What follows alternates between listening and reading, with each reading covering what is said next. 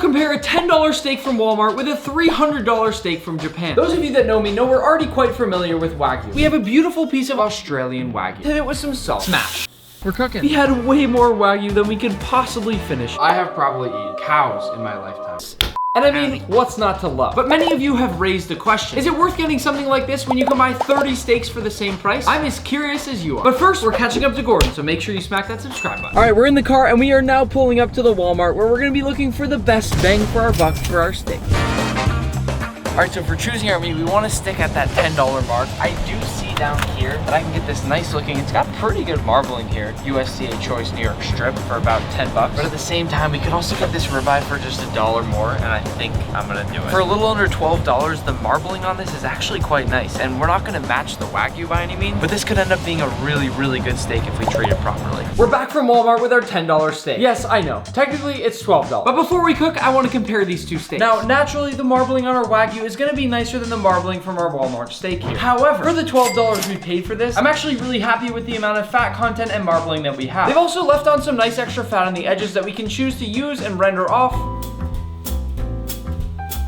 or trim before cooking. We'll begin by seasoning up both steaks with some good old salt. Be sure to get both sides of each steak to make sure they're evenly and fully covered. And roll those edges around on the cutting board. Now our Wagyu here is fully seasoned and ready to be cooked. We don't want anything other than salt because we don't want to mess with the flavor. Now for our ribeye here, we're gonna have some fun with it. We'll continue our ribeye by putting on a nice blend of fresh cracked pepper, which I'll also go all around the edges with as well. And I'll finish with a tiny pinch of garlic powder and a light sprinkle of smoked paprika. That right there is a well-seasoned steak. But I'm also gonna make a delicious spring chimichurri to go with it. For our chimichurri, I'll start by toasting off some corn. I almost look at this video as a challenge. Can I turn this steak into a masterpiece? I'll char my corn just long enough that I get that nice charred flavor and color on the outside, but not too long because I want to keep my corn nice and crisp and crunchy. Personally, I like my corn raw. It's raw. Now into a blender, we'll add in some parsley, then we'll crack some garlic, and in we go. Now a sprinkle of dried oregano, a few splashes of red wine vinegar, and a nice splash of olive oil. We'll finish with a pinch of salt. Once we've blended our chimichurri, I'll slice all my corn, taking all those beautiful bits off the edge.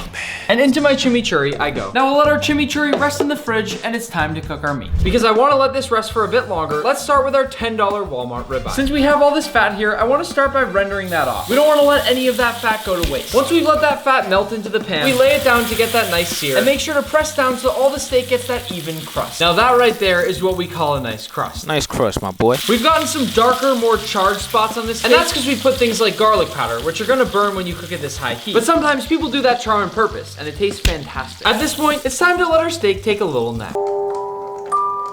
Now, the time has come to cook our beautiful Wagyu. You're gonna notice a lot more fat coming off this piece of meat, which is exactly what we're gonna expect here. The smells coming off the Wagyu are completely different. With our ribeye, we had a lot of different flavors from the herbs and aromatics we added, whereas this is gonna be much more beefy and robust. After just about a minute or so, it's already time for a flip. I can promise you this, you're gonna have a hard time finding a better sear on a piece of Wagyu like this. With our Wagyu complete, we'll set it off to the side to rest as well. The cooking process is complete, and both steaks look totally different and quite honestly, equally appetizing. Our $10 ribeye seems to have more juices running off of it. Although that may be because the fat on here is just a little bit thicker and is retained mostly in the meat, as well as running slower off the plate. The crust we got on our Wagyu is a little bit lighter and perhaps a nicer looking golden brown than our ribeye here. Although for spring and summer grilling, this is the exact look you're going for. After we've let it rest, it's time to slice into our ribeye. And as always, it's time for the moment of truth.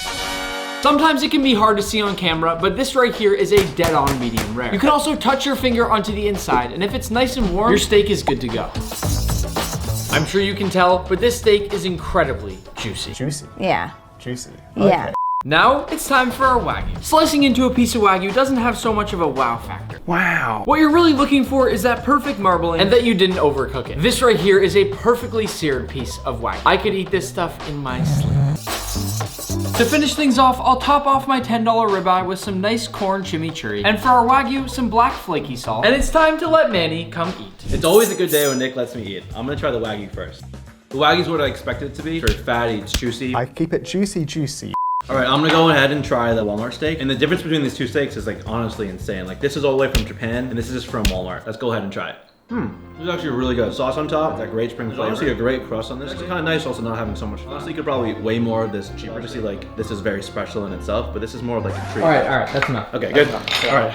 I'm a bit taller than Manny. Give me a second. With our $10 steak, marinate the steak. Delicious. I have to agree. You can eat a whole one of these. And the other thing is that the chimichurri adds a ton, whereas I always feel so guilty messing with a nice piece of Wagyu.